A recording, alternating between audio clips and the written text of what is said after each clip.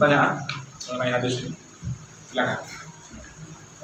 Mengenai sedekah ini Pak, setiap perbuatan baik kita kan jadi sedekah. Kita punya berpikiran ini, setiap perbuatan kita ini kita mengharap pahala gitu, apa dari rasa dalam hati. Contohnya Pak, misalnya kita lihat tangga orang nih, kita minta, kita nggak ingin memberi, makanya Pikiran pahala, pikiran apa dikasih pahala nih gitu. Itu gimana? baik. Begini dia. Dalam agama kita ini ada istilahnya namanya makom. Apa namanya? Makom. Contoh saja. Samakah ibadah kita dengan ibadahnya Nabi? Tidak beda. Kalau kita pergi berjihad, Nabi pergi berjihad, tentu beda itu dia. Kalau begitu, kita sadar bahwa di antara manusia ini ada yang memiliki makom. Makom yang paling tinggi ini tentu adalah Nabi. Bahkan Nabi, di antara sesama Nabi, ada makom lagi. Ada yang kita kenal dengan istilah ulul azmi. Dalam grade-nya Nabi saja ada makom. Artinya, berbeda kedudukan yang ulul azmi dengan yang bukan ulul azmi. Diceritakan lagi dalam hadis, nanti ketika mahsyar itu terjadi, maka orang-orang berkumpul menjumpai Nabi Ibrahim. Nabi Allah Ibrahim. Bicaralah kepada Allah, tolonglah kepada Allah ini supaya kita ini, urusan kita ini diselesaikan.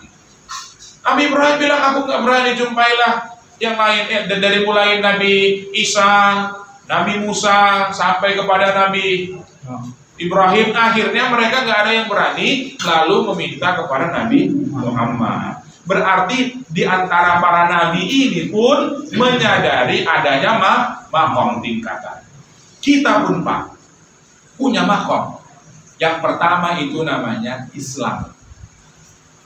Siapa itu Islam? Asalkan orang sudah melaksanakan yang 5 perkara itu, dikatakan dia Islam. Nggak perlu tengok hatinya. Kalau sudah dibilangnya asyhadu an la ilaha illallah wa asyhadu anna muhammadar rasulullah, aku bersaksi Allah tiada Tuhan selain Allah dan Nabi Muhammad adalah utusan Allah. Jangan bertanya dalam hati. Jangan bertanya lagi dia. Takut nanti dia. Iya kan? Sudah, kita anggaplah dia sebagai seorang muslim.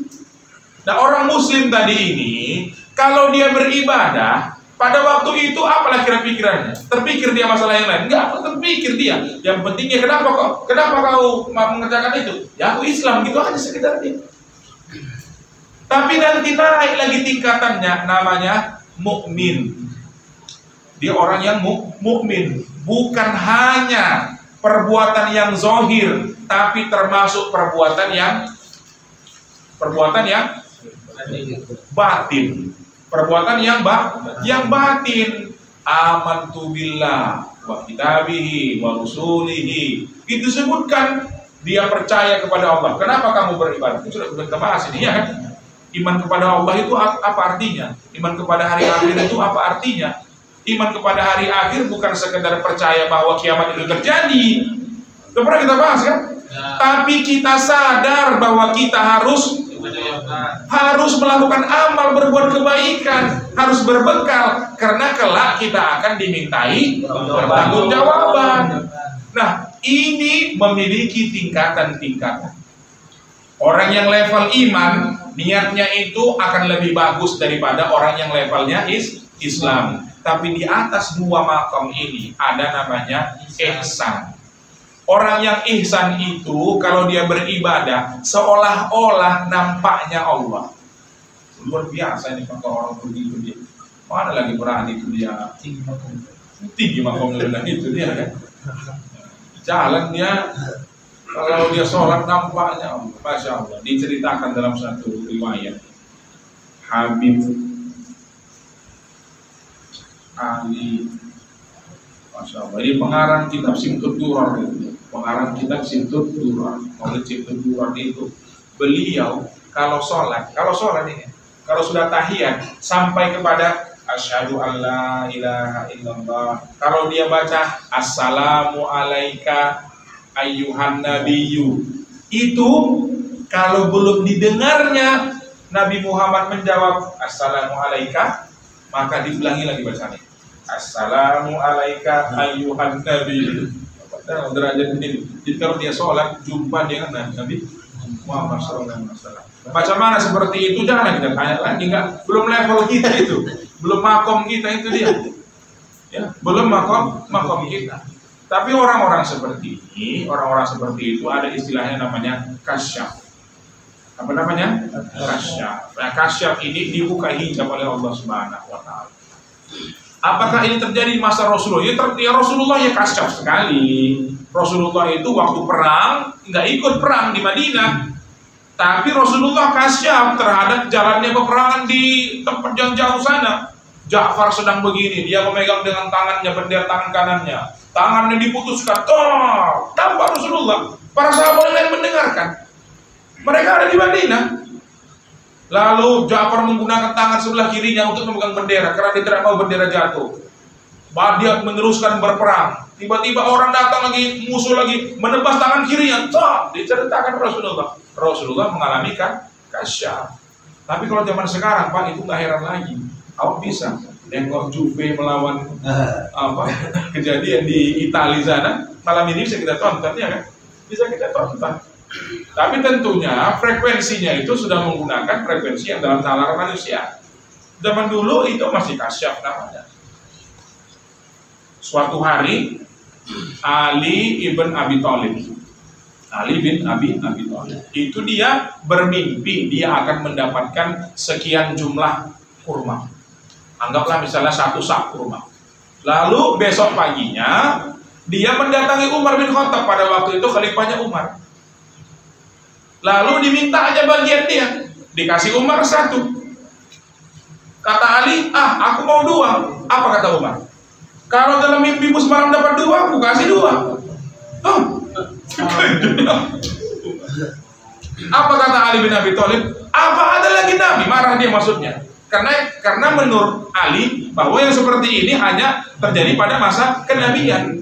Apa ada lagi Nabi setelah Rasulullah SAW? Tentu kita yakin, semua orang yakin khatamun Nabi. Tidak ada Nabi setelah Rasulullah SAW. Apa kata Umar? Itu adalah firasatnya seorang mukmin. Apa itu maksudnya? Ketajaman rohani.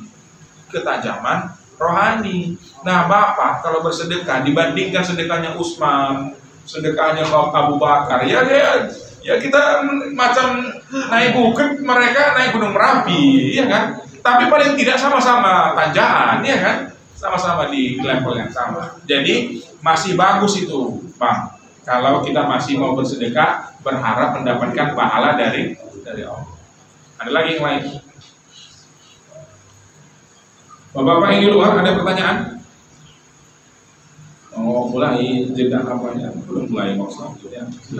Kalau membantu manusia, tapi karena tidak dengan kerjaan, dapat pahala. Dapat pahala kalau niatnya itu adalah untuk mendapatkan rezeki yang halal. Termasuk dapat pahala insya Allah.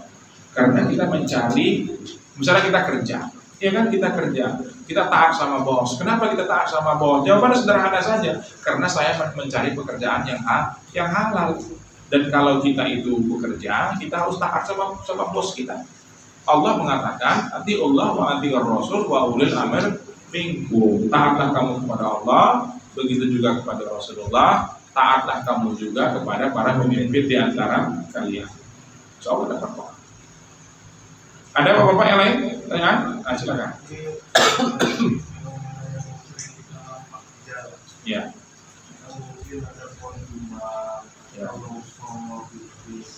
Itu mungkin ngomong-ngomong yang ditempel orang. Iya. Iya itu bagus ya. Sering kali dikutip. Iya. Mengirim pun. Kutip. Ya. Kalau bukan itu. Kata Rasulullah, innamal a'malu binniyat. Ya memang kita sudah dikasih Rasulullah ini rumusnya, rumus yang bisa kita pakai itu dia. Rumusnya innamal a'malu binniyat. Tapi kita husnuzon kepada saudara-saudara kita. Kadang-kala yang kita dapatkan saat ini itu jauh dibandingkan yang mereka dapatkan. Ya, jauh dengan mereka dapatkan.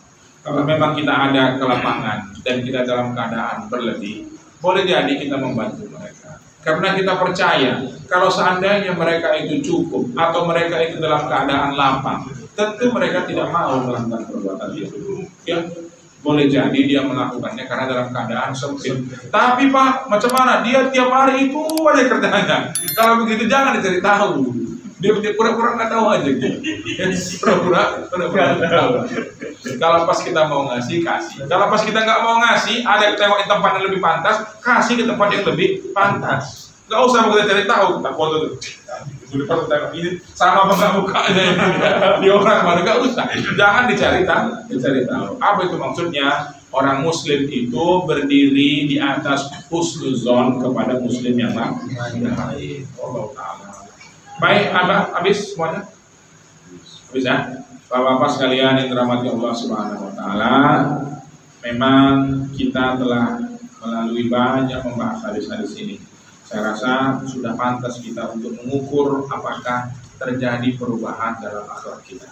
Bagaimanapun kita menghindari pepatah-pepatah itu yang sudah kita bahas tadi, seperti apalah maknanya kitab kepada geledah, ya.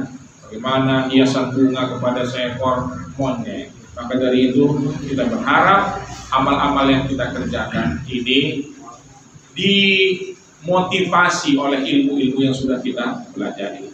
Subhanakallahumma wa bihamdika asyhadu an la ilaha illa anta astaghfiruka wa atubu ilaika. Wabillahi taufiq wal hidayah. Wassalamualaikum warahmatullahi wabarakatuh. Waalaikumsalam warahmatullahi wabarakatuh.